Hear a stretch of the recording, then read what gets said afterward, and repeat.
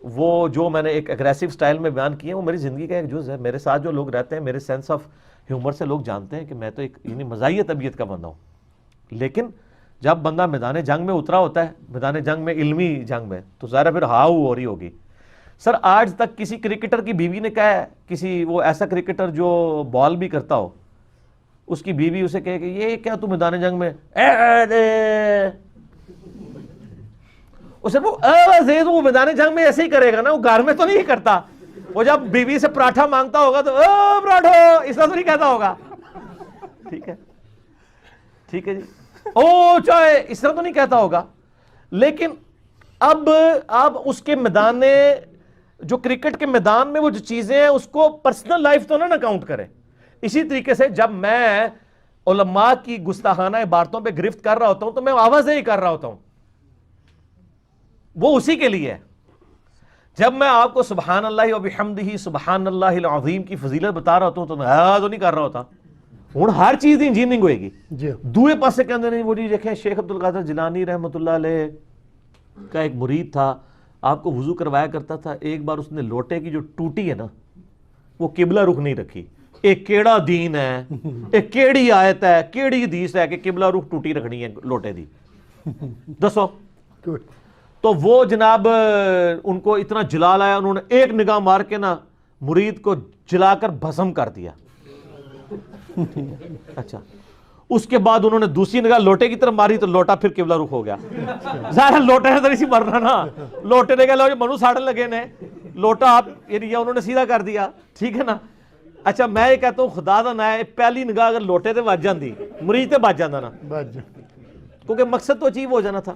سر یہ کہانی ہے, ٹوٹلی کہانی ہے. اب حالت یہ ہے کہ یہ سارے بڑے بڑے بزرگوں کے مزارات امریکہ کی بمباری میں عراق کے اندر ڈیمیج ہوئے ہیں, کوئی کچھ نہیں کر سکا.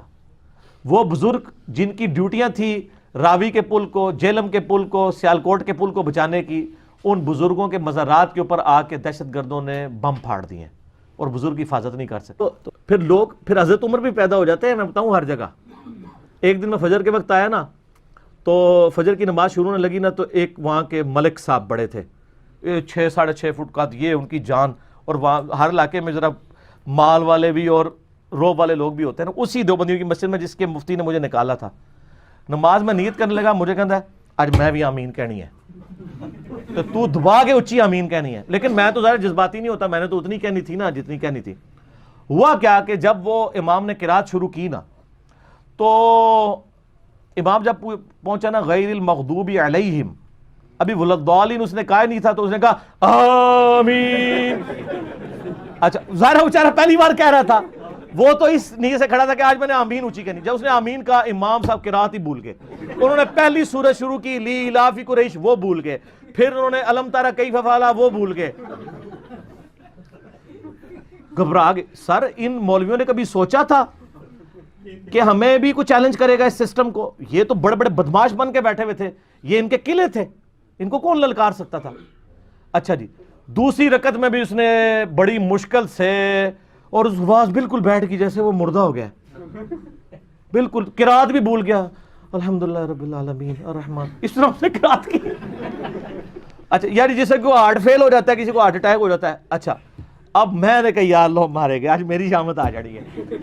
سلام پھیر کے نا جب فارغ ہوئے نا, تو میں نے کہا یہ اس مفتی نے تو آج بہت بڑی تقریر کرنی ہے. جیسے ہی اس نے سلام پھیرا نا, وہ بندہ دوسری صاحب میرے ساتھ کھڑا تھا نا, وہ پرنا ایک ساتھ اپنا تولیہ بھی ساتھ لے کے آتا ہے, اس نے تولیہ ایسے ادھر رکھا, سلام پھیرتے ہی نا ایسے کر کے کھڑا ہو گیا مولوی کی طرف منہ دیکھ کے. بس ایڈی کو جناب علمی کتابی تے مجاہدے ملت ہوندے نے.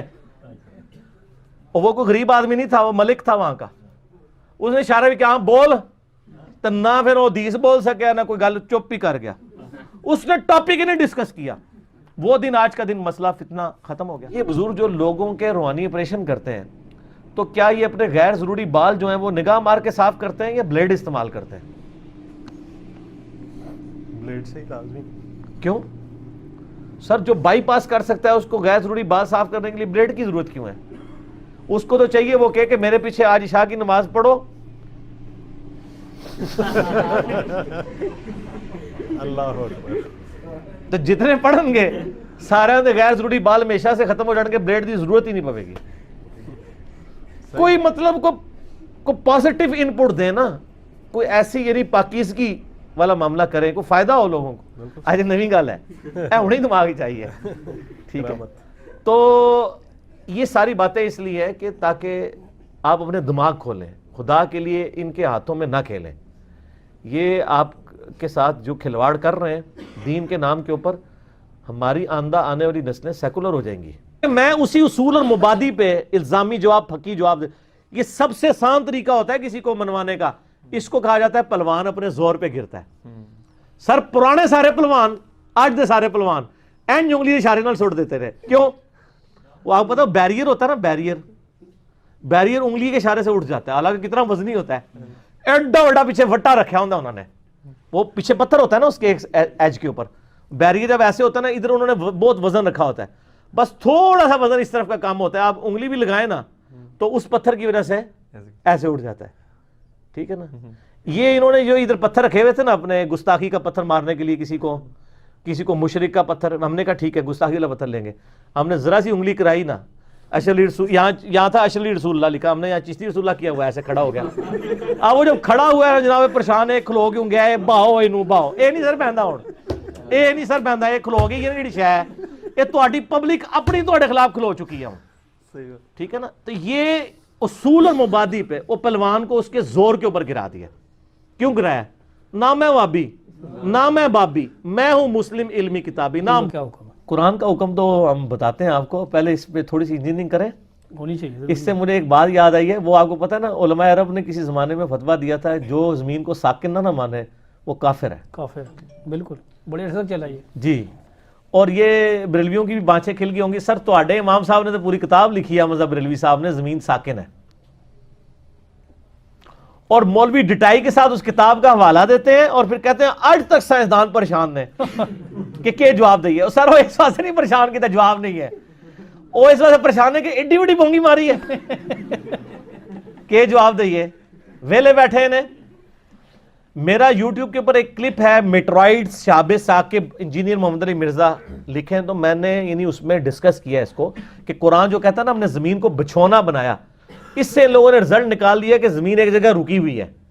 حالانکہ اللہ تعالیٰ اس کو یہ کہنا چاہ رہا ہے کہ زمین, یہ اسی طریقے سے جس طرح حضرت عائشہ نے سمجھایا ہاں کہ زمین کو ہم نے اس قابل بنایا کہ یہ بچھونا ہے, ورنہ ہر سیکنڈ میں 2 زلزلے زمین کے اوپر آتے ہیں. اسی طریقے سے ابو داؤد میں 4646 نمبر حدیث میں علی علیہ السلام لکھا ہوا ہے. ابو داؤد میں تو کم از کم 12 جگہ علی علیہ السلام لکھا ہوا ہے. تو وہ عربی والے پورشن میں ہوتا ہے, اردو جو مولوی بڑا ہوتا ہے. تو مولانا شریف کو بخاری شریف سے باہر نکالیں تو پھر آپ کو پتہ چلے گا, یہ ان کی وجہ سے پردہ ہوتا ہے. تو وہ ایک منو یاد آ گیا ایک لطیفہ. اب وہ ایک بندہ کسی مولوی کے ساتھ مسئلہ پوچھنے چلا گیا, جی اس طرح ہمارے کنویں کے اندر ایک کتا گر گیا ہے. تو اس نے کہا جناب 20 ڈول آپ نکالیں تو وہ پاک ہو جائے گا. 20 ڈول نکال کے وہ آیا, کہتا جی نکال دیے لیکن بدبو ابھی بھی آ رہی ہے. تو اس نے کوئی سیانا سی, انہیں کہا کتا بھی کٹے ہے کہ نہیں, کہتا نہیں سر کتا بیچ میں ہی ہے. تو اس نے کہا جناب پہلے کتا باہر کٹو, پھر بھی ڈول کٹو گے تو پھر تو انہوں پانی صاف ملے گا. تو علماء سو کے بھی چونکہ کتے کی مثال قرآن میں بیان کیا گیا نا, سورہ الاعراف کی آیت نمبر 175-176 میں, کہ علماء سو جو ہیں وہ کتے کی مثال ہے. تو اس طرح کے جو علماء سو ہیں ان کو آپ ترجموں سے, کتابوں سے باہر نکالیں, پھر آپ کو پتہ چلے گا کہ حدیث کی کتابوں میں کیا لکھا ہوا ہے. مولانا شریف کے بغیر آپ کو سمجھ نہیں آئے گی. تو مولانا شریف کو باہر نکالیں, عربی شریف دیکھیں, اور اس کے بعد پھر جھوم کے آپ نے کہہ دینا کہ نہ میں وابی نہ میں بابی, میں ہوں مسلم علمی. تو میں بتا رہا تھا کہ عبداللہ ابن عباس رضی اللہ تعالیٰ عنہ کا ایک خاص مزاج تھا, وہ اس طریقے سے نہیں کہا کرتے تھے. اب بخاری میں اگر یہ الفاظ ہیں کہ انہوں نے کہا ان کو چھوڑ دو, وہ فقیہ ہے, صحابی ہیں, مراد یہ ہے جس طرح ہم پنجابی میں بھی کہتے ہیں, کوئی بندہ کسی یعنی سمجھدار آدمی کی شکایت لگائے نا, اور وہ بندہ ایسا ہو کہ جس کو غلطی ہائی لائٹ کرنے سے یہ خطرہ ہو کہ وہ کوئی آگے سے مس بیہیو کرے گا یا کوئی مسئلہ ہوگا, فتنے کا ڈر ہوگا, تو بندہ کہتا ہے یار اور چھاڑ دے یار, سیاڑا بیاڑا بندہ ہے, انہوں نہیں پتا. اصل میں وہ یہ کہنا چاہ رہے تھے. اور اس کے ثبوت میں آپ کو بتاتا ہوں کہ یہی روایت جب طحاوی شریف کے اندر آئی ہے, طحاوی شریف حنفیوں کی بیسک کتاب ہے, اصل میں وہ حدیث کی کتاب ہے, شرح معانی الآثار. ٹھیک ہے، یہ اللہ کے فضل سے سر اردو میں آ چکی ہے، ہم جے پی جی اٹیچ کریں گے جب کلپ بنے گا، ابھی نہیں، ابھی اسی طرح چڑھے گا، جب کلپ بن رہا ہوگا اس میں ہم وہ شرح معنی الاثار اٹیچ کریں گے۔ اس میں امام طحاوی نے یہی روایت لی ہے ایک وتر، چونکہ حنفی ایک وتر کے قائل نہیں ہے نا، تو انہوں نے اپنے ثبوت میں یہ لی ہے کہ جب عبداللہ بن عباس رضی اللہ تعالیٰ عنہما کو یہ بات پہنچی تو انہوں نے کہا کہ اس کو چھوڑ دو، سیانا ہے۔ تو اس پہ امام طحاوی لکھتے ہیں، المتوفی 321 ہجری، اہل سنت کے امام ہیں، محدث ہیں اور حدیث کی فیلڈ میں ثقہ راوی ہیں۔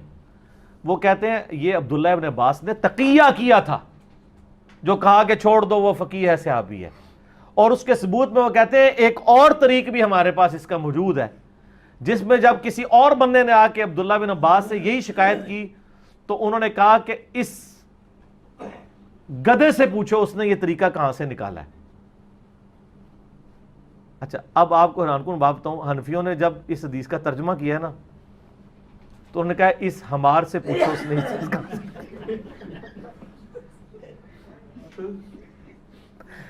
وہ عربی کے لفظ کو عربی لکھ دیا، گدھا ترجمہ ہی نہیں کیا۔